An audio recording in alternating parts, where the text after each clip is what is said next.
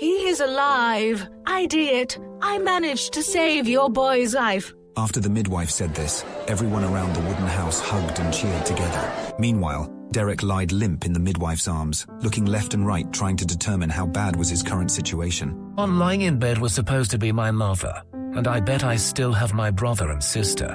It should be my father who is crying. Suddenly, another woman entered the bedroom, bringing with her a little boy and a girl that raced to the bedridden woman. It was worse than I thought, and I had to fight with them to survive with guns. Nana, what's wrong with the baby? Why is he not crying? It never happened before. When Nanan first took over the baby, Derek peed on her. Derek started giggling loudly. Said this child is normal. Don't move, Elena. I still have to cure you. Another midwife used magic, and the black energy swirled around Nanan to clear the smell of urine. Derek was so shocked that his mouth opened wide.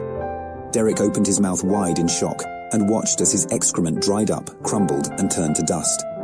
Like if something deep inside of him had started taking root and suddenly had become ingrained in the very fabric of his new reality. Let me stop the bleeding for you, my dear. Then Nana walked to Elena, and Nana's hand emitted light, and the light converged into a ball of light, healing Elena. Derek was engrossed, carefully observing every movement.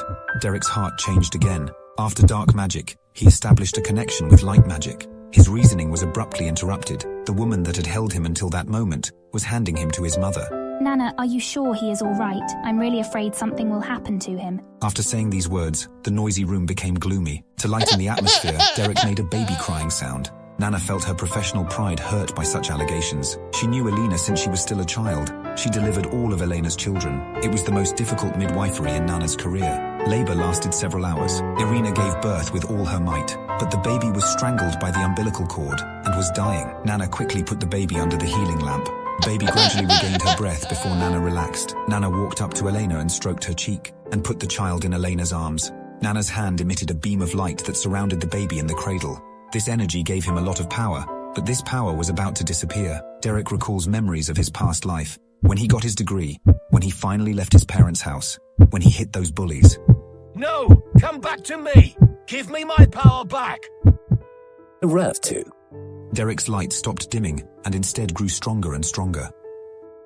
Grandma was stunned by this scene, but Derek's magic ran out and he fell asleep, sleeping in his mother's arms. My child, I think the newborn may be blessed by the light.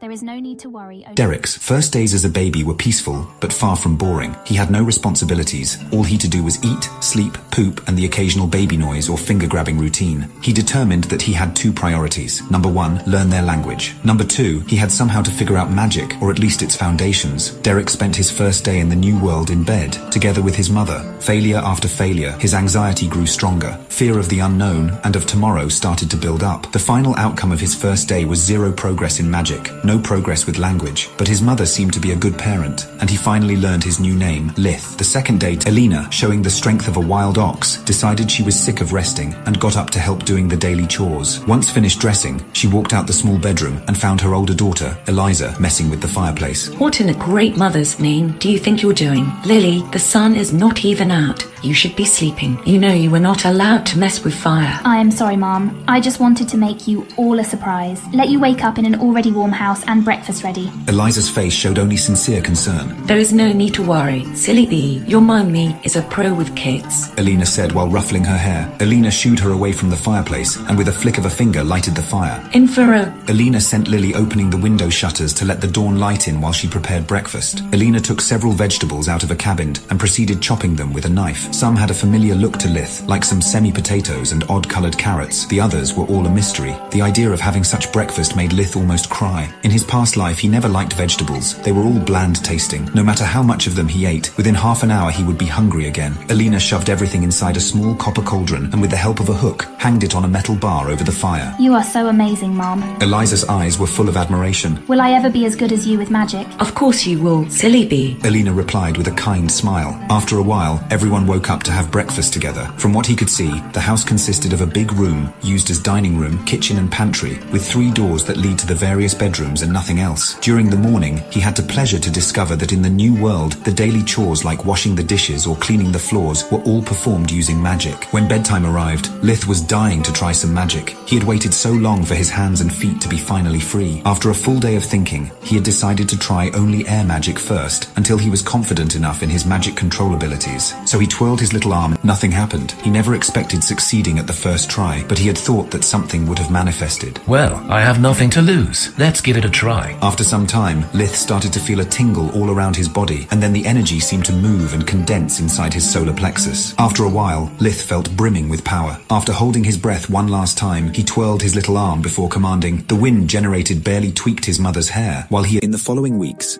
Lith's days consisted of a strict routine. During the day, he would only focus on practicing the breathing technique and learning as much as he could about his family and their language. At night, he would practice magic until exhaustion made him fall asleep. Living as a baby was not easy. On the contrary, was very stressful. He could not speak, even the words he had already understood to not scare his family. He could not move. He could do nothing but watch, sleep, eat, and relieve his bowels. He was not used to be so helpless and dependent on someone else for every little thing. As Lith's powers increased, so did his control, and after a few weeks he felt confident enough to try earth magic and water magic. He would always be careful, never conjuring more than a few droplets of water or manipulating a handful of dirt. He discovered that it was possible to make the elements float in midair, changing their shape and size by continuously spending mana. No matter how common magic was, Lith doubted that a baby practicing magic can be intimidating. Lith was afraid of being abandoned by his family, or even worse, killed. He was once again scared of death, since now he had too much to lose.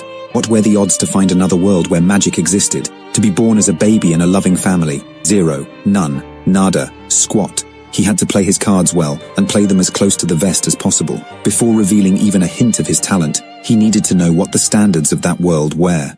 After 3 months, he had become good enough at silent magic to try fire magic on the fireplace. The fire was already lit, and when everyone was busy talking and eating during breakfast, he tried making the flames dance at will. It ended up in failure, since the flames were too strong, and the distance too big for his mana to have any effect. The only downside of all that training was that Lith would get hungry faster. Luckily, he was not Elena's first glutton, and she had no shortage of milk. Another month passed, and Elena started weaning him. Lith noticing that food wasn't abundant in his household, so even if he still had not a rich vocabulary, he could still read his parents' worried expressions every time he needed to be fed. Despite still being a cold-hearted, cynical misanthrope at his core, Lith could not help but feel guilty about it. They love him, and Lith sees them as hosts, like parasites. Their constant love shatters his emotional defenses. The more time he spends with them, more Lith feels like part of their family. So, he started limiting his training to not exceed the amount of food they could afford. After adjusting his food intake, Lith's greatest enemy had become the hunger. He would be so hungry to have a headache all day long, often feeling lightheaded and incapable of focusing. Food would be the only thing he would think or dream about. And while Eliza had a big heart and strived to be like her mother, Orpal was angrier and hungrier by the day. He would often daydream about the days when he and his twin were the only children in the house. Now not only he had to fight each day for his parents' attention, but also for the food, clothes and so on. Once he had a room only for himself, then he had to share it with Tryon. It was just a matter of time before Lith would come to take away what little personal space he still had. Orpal could not understand why a family as poor as his own would keep making kids. It was winter, so there was not much work to do. Hence there weren't many occasions to restock their food supplies, and they had to last until spring. Orpal was sick of seeing Lith gobbling all the food, to the point of dubbing him Leech. So,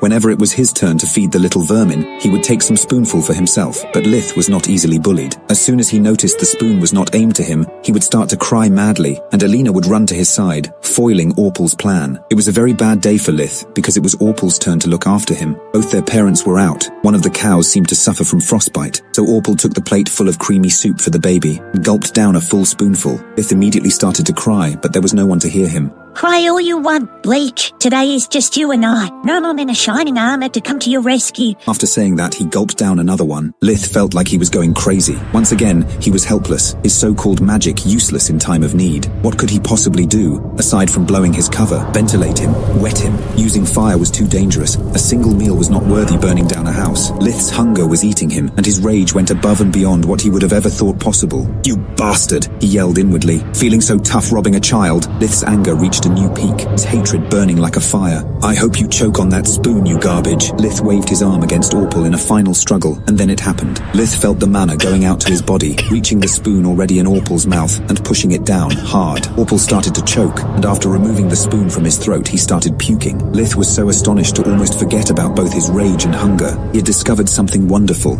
a power that no one else in his family